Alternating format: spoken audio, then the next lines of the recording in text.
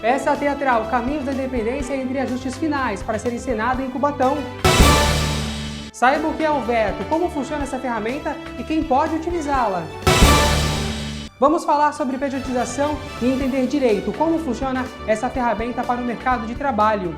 Meio da semana, hoje é quarta-feira, 4 de setembro. Vem comigo que o seu Últimas Notícias já começou.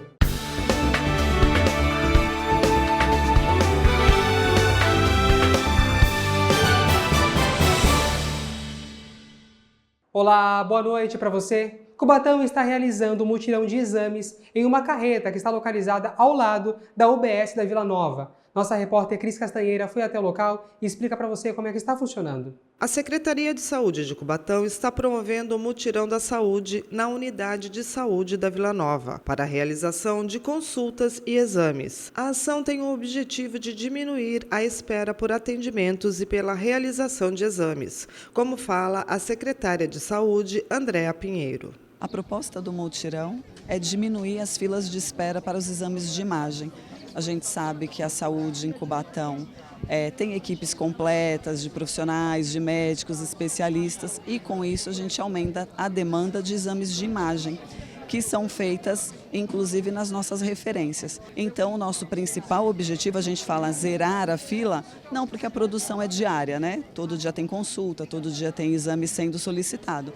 Então é que essa espera seja reduzida e a gente diminuir efetivamente essa demanda. As especialidades disponíveis são as consultas com cardiologia, ginecologia, clínico geral. Nós temos os exames, que são os exames de imagem, especificamente aqueles ultrassons da saúde da mulher, da saúde do homem, os exames oftalmológicos, os exames cardiológicos também, nós também estamos disponibilizando. Os atendimentos até sexta-feira são para pessoas que já estão na lista de espera e que foram contatadas para o atendimento.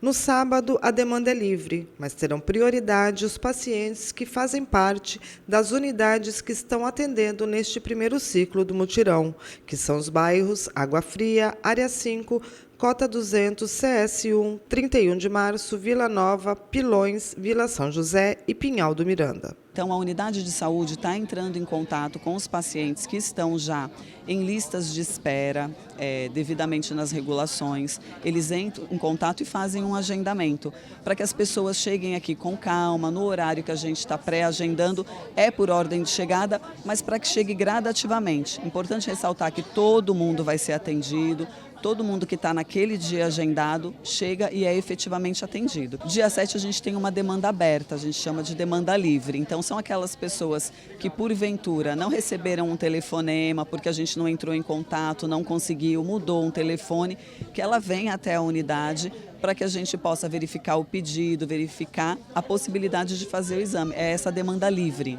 Ontem nós falamos aqui no Últimas Notícias sobre o aumento do salário mínimo que vai acontecer no ano que vem. Pois bem, hoje o assunto é o aumento de 10% no abono salarial, também para 2025. Segundo o Ministério do Planejamento, o abono salarial PIS/PASEP terá aumento de 10% para o ano que vem. O orçamento para o benefício é de mais de 30 bilhões de reais, como consta no projeto de lei orçamentário anual, que foi encaminhado ao Congresso Nacional na semana passada. Com esse reajuste de 10%, 26 milhões de trabalhadores serão beneficiados no recebimento de até 2 salários mínimos por mês. E olha, o PIB cresceu 3,3% em um ano e 1,4% no segundo trimestre. O repórter Lucas Cera detalha agora pra gente na reportagem. O PIB, Produto Interno Bruto do Brasil, cresceu 1,4% no último trimestre em relação ao trimestre anterior, cujo crescimento foi de 1%, segundo dados do IBGE, o Instituto Brasileiro de Geografia e Estatística. Este é o 12º mês consecutivo positivo do indicador em bases trimestrais. Neste segundo trimestre, a indústria, que cresceu 1,8%, e o setor de serviços, que cresceu 1%, tiveram altas importantes e compensaram a queda de 2,3% da agropecuária. Além disso, o consumo das famílias e o consumo do governo subiram 1,3%, enquanto os investimentos voltaram a reagir depois de um 2023 muito ruim, com alta de 2% neste trimestre. Em valores correntes, o PIB totalizou 2,9 trilhões. Foram 2,5 trilhões vindos de valor adicionado a preços básicos e outros 387 bilhões de impostos sobre produtos líquidos de subsídios. Com os resultados, o PIB brasileiro, em comparação ao trimestre de 2023, teve uma alta de 3,3%. E olha, completando 20 anos, a peça Caminhos da Independência, um marco aqui na cidade de Cubatão, está chegando na cidade, viu? O espetáculo resgata a passagem de Dom Pedro I aqui pelo município. Além disso, essa edição terá participação especial de um ator convidado. Eu fui conferir e descubro agora quem que é ele. Um espetáculo que já é tradição na cidade de Cubatão estará de volta. Em uma edição especial, a peça teatral Caminhos da Independência está comemorando 20 anos. É sempre um desafio, né? Porque a gente sempre tem que encontrar um jeito de contar essa história que nós já contamos há 20 anos de uma forma diferente. A gente está nos últimos detalhes, esse ano a gente retoma a fazer um espetáculo nesse perfil fora da sala, da nossa sala de espetáculo. Exige um pouco mais de trabalho da gente, né? Tem toda uma questão de estrutura, de iluminação maior. Então a gente está no finalzinho aí dessa afinação. Mas o grande barato e o grande desafio realmente é contar essa história. E esse ano a gente veio com o universo do circo. Na verdade, é uma grande trupe de circo que chega nesse povoado de Cubatão com o intuito de falar sobre teatro e não contar a história. Aí no meio do caminho as coisas vão se desenrolando de uma forma em que eles resolvem contar esta história de Dom Pedro, passando por Cubatão, e aí o espetáculo começa a acontecer dentro desse formato que a gente já conhece, que a gente já faz esses 20 anos, que é sempre retratando a importância de Cubatão para a independência do país, do Brasil, né? E o que seria se essa independência, esse grito de Dom Pedro tivesse acontecido em terras cubatenses. Qual seria a realidade deste povoado, dessa cidade nos dias de hoje? A peça irá reviver um momento marcante da história brasileira, a passagem de Dom Pedro I por Cubatão, poucas horas antes de proclamar a independência do Brasil. Dom Pedro será interpretado pelo ator convidado Gabriel Santana. Eu recebi o convite do Teatro do Caos, uma companhia muito importante aqui para a Baixada. Eles me contaram do projeto, eu fiquei super empolgado, uma peça que está há 20 anos, que fala da história do Brasil, do nosso processo de independência, teatro popular, teatro circo.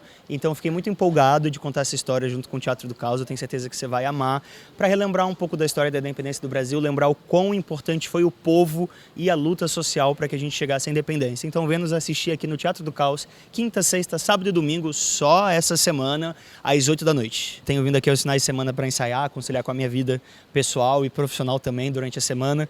Então, eu sou uma pessoa muito tranquila, não tenho muito esse nervosismo que as pessoas em geral têm para a estreia. Eu só fico muito empolgado porque eu gosto muito de atuar. Então eu fico ansioso para poder estar no palco. Para quem for acompanhar Caminhos da Independência, o espetáculo promete surpreender em uma experiência única, envolvente, celebrando um dos momentos mais marcantes da história do Brasil. É só vir e entrar, é gratuito. Quem puder trazer 1 quilo de alimento, que será doado ao Fundo Social de Solidariedade. O espetáculo é quinta, sexta, sábado e domingo. 5, 6, 7 e 8, sempre às 20 horas no Teatro do Caos, que fica na Praça Coronel Joaquim Montenegro, número 34, no Lago do Sapo, em Cubatão. E é só chegar e entrar. A partir das 19 horas, as portas do teatro já estão abertas. Agora o nosso UN vai te apresentar o que é veto, como essa ferramenta funciona e por quem ela pode ser utilizada. Você sabe o que significa um veto a uma determinada proposição? O veto é o ato pelo qual o prefeito expressa sua discordância em relação a uma proposição de lei, por considerá-la inconstitucional. O veto pode ser total quando se discorda de toda a proposição, ou parcial quando se discorda apenas de parte da mesma.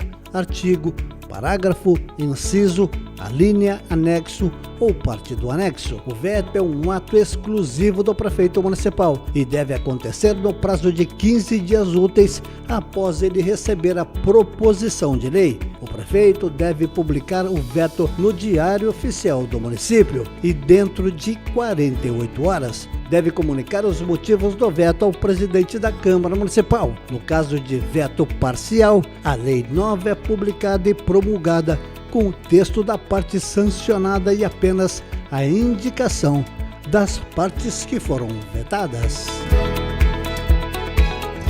No último mês de agosto, foram registradas 7.000 prisões por feminicídio ou violência doméstica. O Ministério da Justiça e Segurança Pública, por meio da Operação Chamar, cumpriu mais de 7.100 prisões relacionadas a crimes de feminicídio e violência doméstica em agosto deste ano em todo o país. No estado de São Paulo, o número de vítimas chegou a mais de 73.300 pessoas. Dessas vítimas, mais de 49 mil solicitaram medidas protetivas de urgência contra os agressores. A Marinha emitiu um alerta para fortes ventos entre amanhã e sexta-feira. É que a passagem de uma frente fria trará esse fenômeno com ventos alcançando até 61 km por hora. Isso na madrugada dos 2 dias. Em caso de emergência, você pode ligar para o 199 da Defesa Civil ou 193 para o Corpo de Bombeiros. Sendo assim, com esse alerta, a gente confere juntos a nossa previsão do tempo.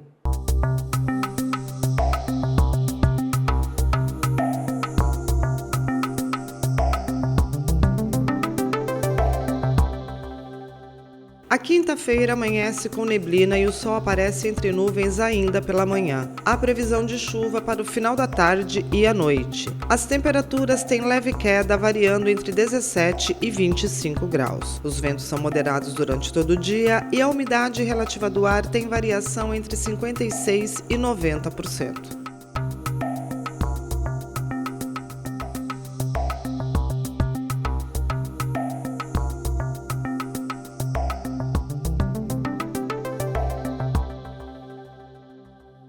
E agora, as nossas últimas notícias é do esporte. O Santos anunciou a chegada de um novo jogador para o time. O atleta é o primeiro gambiano na história do Peixe. O Lucas Sena te conta mais. Na manhã de hoje, o Santos anunciou a contratação do jogador Yusufa Ndiaye, ao lado do eterno ídolo santista Edu. O atleta é o primeiro jogador da história de Gâmbia a jogar no Santos, mas a coletiva começou com o pronunciamento do CEO da equipe, Paulo Brax. Dentro da nossa expectativa de performance, e a responsabilidade é de todos. A reação precisa ser imediata. Desde sexta-feira, ao final do jogo, fizemos reuniões duras, comissão, técnica, direção, sábado e domingo de muito trabalho dentro do CT. E fizemos algumas ações, algumas cobranças internas, que tiveram como consequência mudança de programação, mudança de carga, de treinos. Nós estamos prontos para agir. Nós estamos prontos para encarar esse momento que é sensível. Mais de 60% da competição já passou. E nós não podemos errar.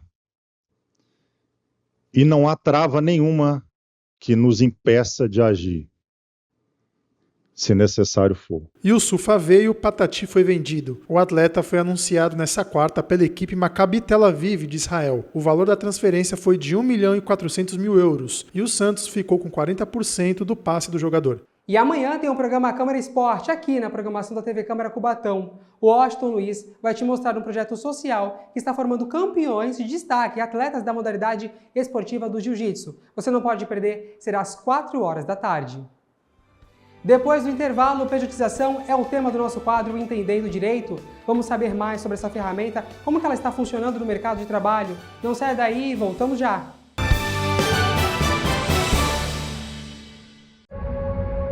Para proteger o seu voto, o sistema eleitoral possui várias camadas de segurança. A urna não tem acesso à internet, o que impede qualquer invasão. O código-fonte é verificado por instituições e especialistas independentes. A transferência de dados é protegida de ponta a ponta. Ao todo, mais de 30 barreiras garantem a segurança do seu voto e a integridade da democracia. Justiça Eleitoral, a justiça da democracia.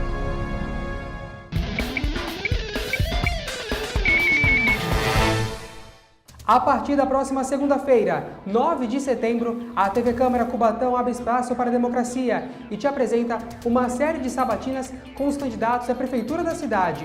Será a sua chance de conhecer as propostas que vão mudar o futuro do município. Na segunda-feira, conversaremos com Toninho Vieira, do PP. Na terça, será a vez de Rodrigo Alemão, do PSB. Na quarta, Dr. Paiva, do PL. Na quinta, Carlos de Freitas, do DC.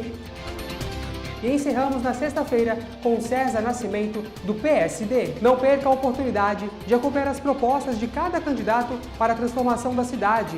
Na próxima segunda-feira, a partir das 6h15, no seu Últimas Notícias. TV Câmara Cubatão, a TV do Parlamento e do povo cubatense.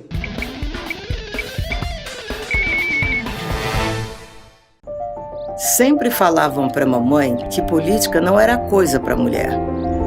Também imagine, quando ela nasceu, a gente nem podia votar. Meu primeiro voto foi aos 16 anos. Mas até hoje eu nunca vi nenhuma vereadora mulher na minha cidade. Eu quero me ver na política, sem ataques, sem violência de gênero. As próximas gerações merecem um Brasil com mais mulheres na política. Juntas podemos mudar a história. Justiça Eleitoral, a justiça da democracia.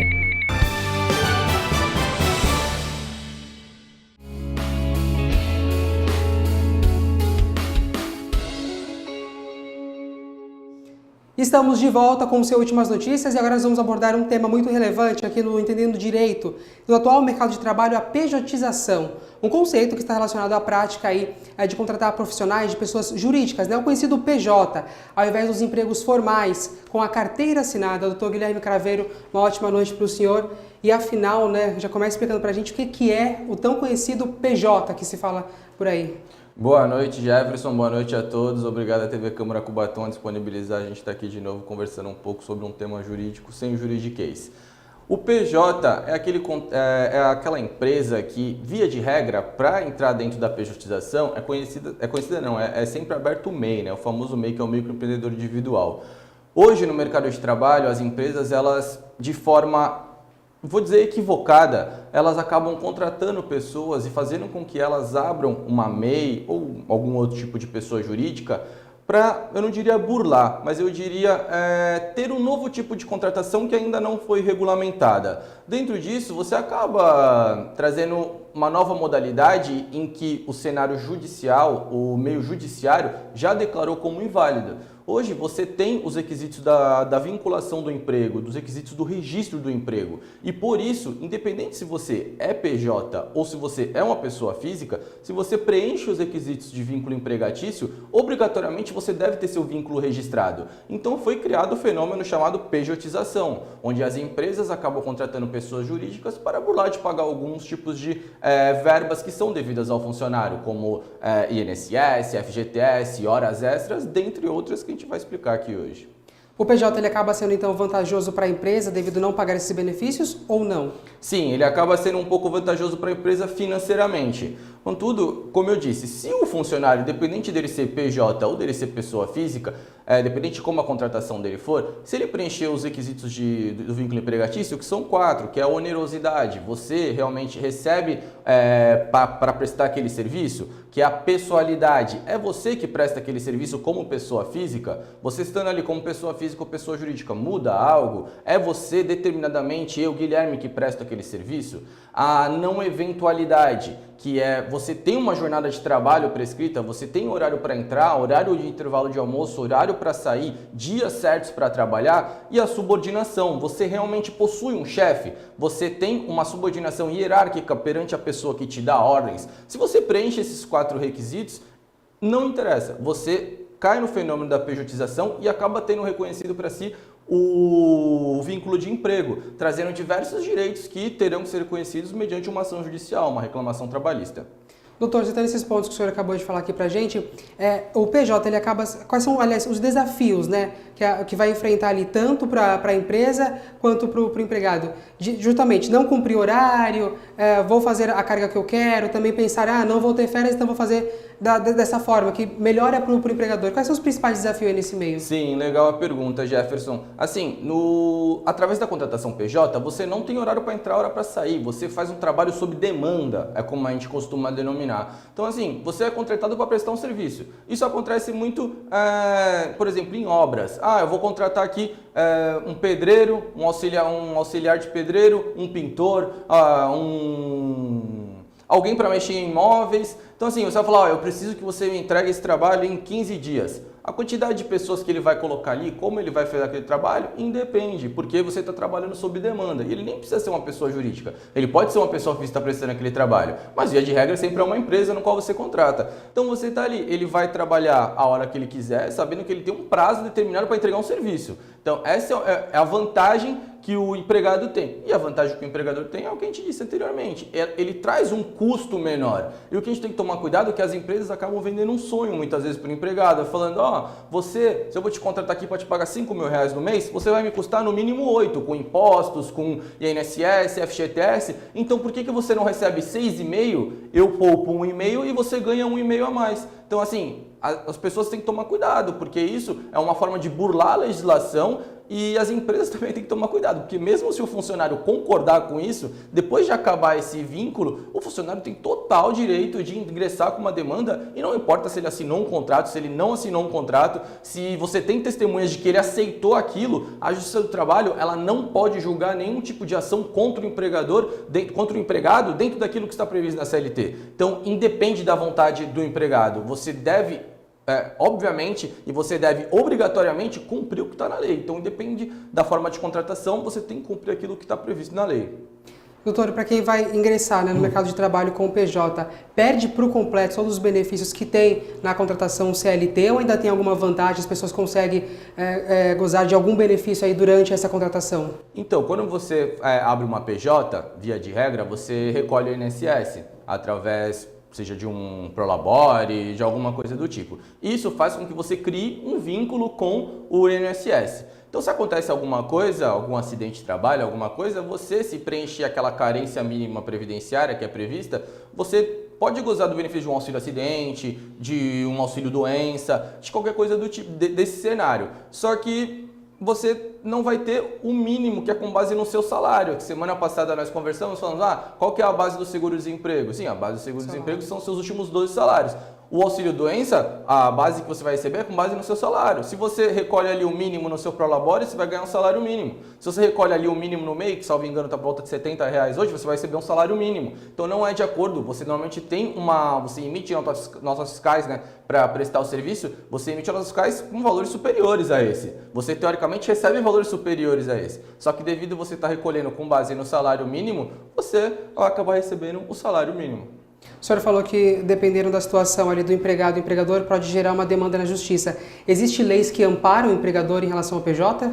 Com certeza. O PJ, como eu disse, independente se ele preencher os requisitos do vínculo empregatício, independente se ele trabalha como PJ, ele vai ter direito à configuração do vínculo. Especificamente, o direito trabalhista para as pessoas jurídicas, eles funcionam como questão de responsabilidade. Por exemplo, dentro do Brasil, a gente também tem um tipo de contratação denominada terceirização. A terceirização, ela não é uma pejotização. Por quê? Você está contratando uma empresa para disponibilizar um funcionário. Isso acontece muito com profissões de zeladoria, porteiros, zelador, essas questões. Então, qual é a diferença? Você contrata uma empresa, essa empresa tem funcionários registrados dentro dela e ela coloca esse funcionário para te prestar um serviço. Então, por isso, caso ocorra alguma demanda trabalhista, você responde conjuntamente, as duas empresas respondem juntas. Só que você não tem direto aquele contato, aquele contrato diretamente com o empregado. Essa é a única diferença. Então, se você hoje presta serviço mediante uma pessoa, como uma pessoa jurídica para outra pessoa jurídica, você é assegurado dentro do Código Civil. O Código Civil ele tem diversas previsões em que podem dar direitos ou não, com o meio de um contrato de prestação de serviço, elaborar o meio, o prazo e como ele será prestado e o que vai ocorrer caso você não cumpra ele, quem vai prever isso, quem vai ordenar isso é o Código Civil. O contrato, a CLT, o meio do direito do trabalho, ele vai prever o caso de contratação através da carteira de trabalho, do vínculo empregatício. Doutor, em relação ao trabalhador que está ali com o PJ ativo, trabalhando e tudo mais, fica a parte dele, a vontade dele pagar por fora o benefício do INSS e outro tipo de benefício, ou é um acordo dele com quem vai empregar? Sim, se ocorrer esse acordo, já está burlando a lei. Uhum. Mas o que acontece é assim, o MEI, obrigatoriamente você tem que recolher, porque você recolhe um valor, que esse valor ele tá baseado no seu faturamento, no INSS, no seu prolabore, com tudo. Quando você tem uma empresa jurídica que a gente fala que é o microempresário para cima, Dentro desses, você opina por recolher o INSS ou não. Se você recolher o INSS, você vai ter direitos com base naquele valor que você recolheu. Agora, se você não recolher o INSS, caso ocorra alguma coisa, você não vai ter nenhum tipo de direito resguardado por esse meio previdenciário. Antes da gente finalizar aqui nosso bate-papo, qual as dicas que o senhor deixa para quem está pensando em abrir um PJ para justamente começar a ingressar dessa forma no mercado de trabalho? Legal. A principal dica que eu deixo é para você ficar livre. A pessoa jurídica, ela é um meio de trabalho que você tem que ter liberdade para exercê-lo. Ela é muito comum nos profissionais de educação física, nos personal trainer, onde você pode prestar serviço para diversas academias, diversos estúdios. Então, quando você não fica preso a uma determinada empresa, eu acredito que o contrato mediante PJ é super válido. Agora, quando você preenche os requisitos do vínculo, você tem a obrigação, hora para entrar, hora para sair, não pode prestar serviço para outra empresa, eu não vejo nenhum tipo de vantagem para o empregado em ser uma pessoa jurídica. Doutor, muito obrigado pelas suas dúvidas esclarecedoras. Uma ótima noite para o senhor. Obrigado, é um prazer estar aqui de novo e até semana que vem. Nossa Últimas Notícias terminou. Obrigado pela sua companhia. Uma ótima noite para você. Até amanhã às 6h15. Tchau.